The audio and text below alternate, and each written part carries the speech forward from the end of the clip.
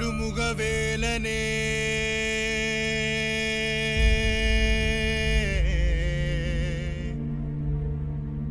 ஆடுமயில் அழகனே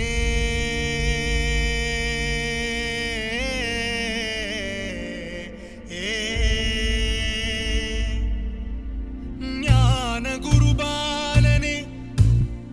ஞான குருபாலனே பழனி மலை முருகனே முருகா எருமையில் ஏறி விளையாடும் முகம் ஒன்றே ஈசருடன் ஞான மொழி பேசும் முகம் ஒன்றே கூறும் அடியார்கள் வினை தீர்க்கும் முகம் ஒன்றே குன்றுருவ வேல் வாங்கி நின்ற முகம் ஒன்றே மறுபட சூரரை ஜெயித்த முகம் ஒன்றே வலிய மனம் புணர வந்த முகம் ஒன்றே அந்த சிவனிடம் வாங்கி